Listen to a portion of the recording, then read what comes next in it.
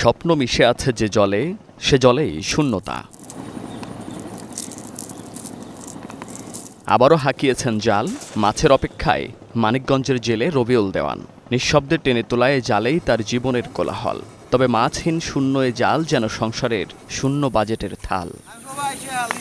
কৃষির পাশাপাশি জাল দিয়ে মাছ ধরেই জীবিকা নির্বাহ করা রবিউলের কাছে অর্থনীতি বলতে বাজারে গিয়ে মাছ বিক্রির ন্যায্য দাম পাওয়া ও তা দিয়ে সংসারের নিত্যপণ্য কেনা। যে পরিমাণে আমাদের খাটনি বা যে পরিমাণের যে পরিশ্রম করি সেই পরিমাণে আমরা তার ন্যায্য মূল্যটা পাইতেছি না। কারণ আমরা ঠিক মতন 2-3 মুঠ খাইতে পারলে আর ঠিক মতন চলাফেরা করতে পারলে পরে বপুলাপান নিয়ে থাকতে পারলে এটাই তো আমাদের জীবন। মাথায় রাজ্যের দায়িত্ব, হাতের ছন্দেই নিশ্চিত হয় ফসলের চাষ। আয় যাদের নিম্ন, কৃষিকাজেই নিশ্চিত হয় সংসারের চাকা। সামষ্টিক অর্থনীতি বোঝেন না তারা, চান একটু আর্থিক নিশ্চয়তা। ব্যানারে লেখা আছে যে 1 কেজি সারের দাম কি 35 কি 30 টাকা। ওখানে দেখা যাচ্ছে বস্তা আনতে গেলে ওই কিছুদিন ভালো চলে, আবার দেখা যাচ্ছে সংকট নাই, দাম তারাই বাড়াইতেছে। সর্বোপরি একটা কথাই যে আসলে এই চিন্তা ভাবনা এই চেতনা আমাদের মাথায় এতটা আসে না। আমরা খেটে ঘর লোক কাজ করতেছি, খাইতেছি, আমরা চাই দেশ ভালো থাকুক। 50 বয়সী জেলে, দিনমজুর কিংবা বয়োজ্যেষ্ঠর কাছে আর্থিক সচ্ছলতা বলতে সংসারের দায় মিটিয়ে খেয়ে পড়ে বেঁচে থাকা।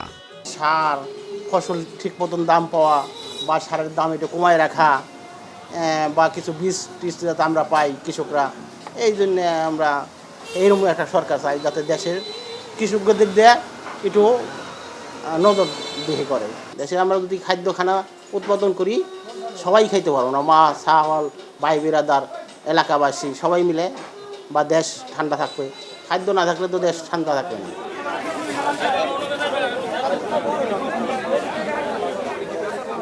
গণঅভ্যুত্থান পরবর্তী দেশের অর্থনীতিকে টেনে তোলায় যেখানে অন্তর্বর্তী সরকারের মূল লক্ষ্য ছিল, সেখানে তৃপ্তির ঢেকুর মিলেছে কতটুকু?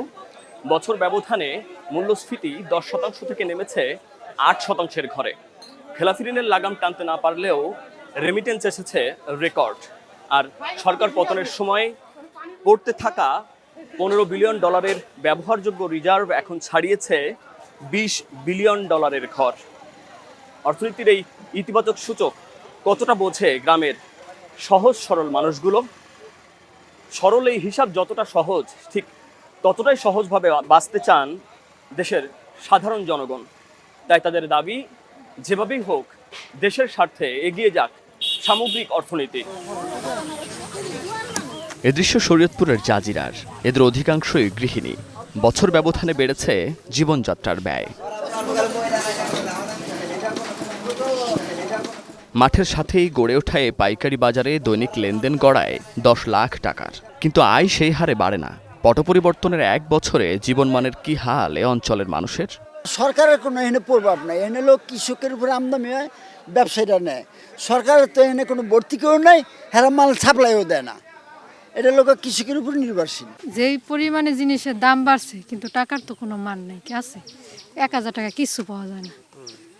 নিলে আমাদের অন্তত 5-6 হাজার টাকা লইয়া বাজার করতে যাওয়া লাগে, এর নিচে আর হয় না। আমি কাম কাজ করে ভালো আছি, খেত খোলা বুনছি কাটছি, পাটের বাজার ভালো, জাজিরাত ভালো, এই তৈরি আমি ভালো আছি। আর ওই যে কি কয় না ওই দেশের ওই খবর আমি কইতে। কৃষক, দিনমজুর কিংবা ব্যবসায়ী, দেশের অর্থনীতির প্রাণ তারাই। তাই এসব প্রান্তিক জনগোষ্ঠীর জীবনমানের পরিবর্তনের দিকেই সরকারকে বেশি নজর দেওয়ার পরামর্শ বিশেষজ্ঞদের। প্রান্তিক জনগোষ্ঠী যারা আছেন তাদেরকে যদি আমরা ইনক্লুসিভ গ্রোথের ভেতর আনতে চাই, আমাদের যে উন্নয়ন হচ্ছে উন্নয়নের ভাগিদার যদি করতে চাই, সেক্ষেত্রে কিন্তু আমাদেরকে প্রান্তিক জনগোষ্ঠী, নিম্ন আয়ের জনগোষ্ঠী, তাদের জন্য শিক্ষা, চিকিৎসা এবং সামাজিক সুরক্ষা, এই খাতগুলোতে ব্যয় বাড়াতে হবে। তাদেরকে যদি কর্মসংস্থানের নিশ্চয়তা না দিতে পারি, আমরা যে প্রবৃদ্ধি, অর্থনৈতিক প্রবৃদ্ধির অংশীদার করতে পারবো না। কিন্তু এই কর্মসংস্থান সৃষ্টির ক্ষেত্রে কিন্তু আমরা ওরকম কোনো কার্যকরী উদ্যোগ দেখিনি। সেই সঙ্গে গ্রাম কিংবা শহরের তরুণ যারা 36 জুলাইয়ে পরিবর্তন এনে দিল, তাদের জন্য শোভন কাজের সুযোগ তৈরি করতে বিশেষ জোর দেওয়ার বিকল্প নেই বলে মনে করছেন সংশ্লিষ্টরা।